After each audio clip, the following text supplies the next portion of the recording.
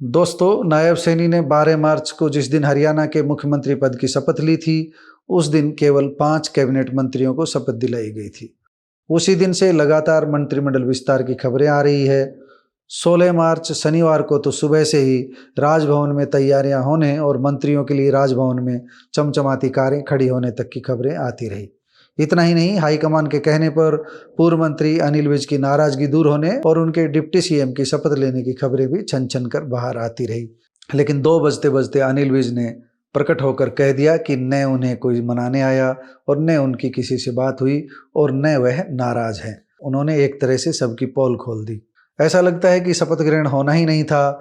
Media इसलिए कहानी गढ़ता रहा क्योंकि कुछ चीजें एक सुनियोजित रणनीति के तहत भाजपा खेमे की ओर से लीक की जाती रही। इसी कारण नई नई बातें सामने आती रही। हम भी कई बार ऐसे भ्रम के शिकार हुए हैं, लेकिन 16 मार्च की सुबह ही हमें लग गया था कि जैसे भाजपा की ओर से पूरी स्क्रिप्ट पहले से ही लिखी हुई थी और नायब मनोहर सलाह से इसी स्क्रिप्ट पर आगे बढ़ रहे थे।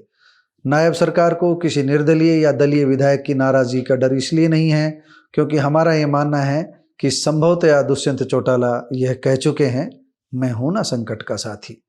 खैर, नए मंत्री नए बनाने से अब उन सभी विधायकों को लोकसभा चुनाव में कड़ी मेहनत करनी होगी जो मंत्री बनने के इच्छुक हैं। होने वाले मंत्रिमंडल विस्तार में जगह पाने के लिए सभी जुटेंगे। इस समय मंत्रिमंडल विस्तार होता तो किसी के नाराज होने का डर अधिक था। इसी डर को ध्यान में रखकर विस्तार का निर्णय सुनियोजित रणनीति से स्थगित कर दिया गया। कभी 2 यादवों को मंत्री बनाने की बातें चली, कभी किसी अन्य नेता के नाराज होने की बात चली, कभी राव इंद्रजीत सिंह के 2 यादव मंत्री बनाने पर अड़ने की बात चली।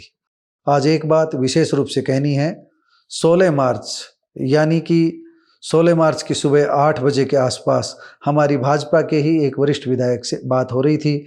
बातचीत का सिलसिला चला तो हमने उन्हें बताया कि मंत्रिमंडल विस्तार पर एनजेपी इसलिए खबर नहीं बना रहा क्योंकि हमें लगता ही नहीं कि आज शपथ समारोह होगा। वह हंसे।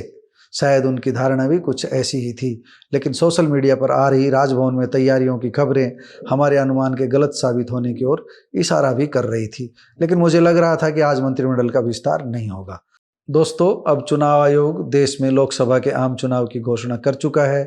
इन परिस्थितियों में अब उन विधायकों का मंत्री बनने का सपना लोकसभा चुनाव के बाद ही पूरा होता दिखाई दे रहा है जिनके नामों की चर्चा चल रही थी। नमस्कार।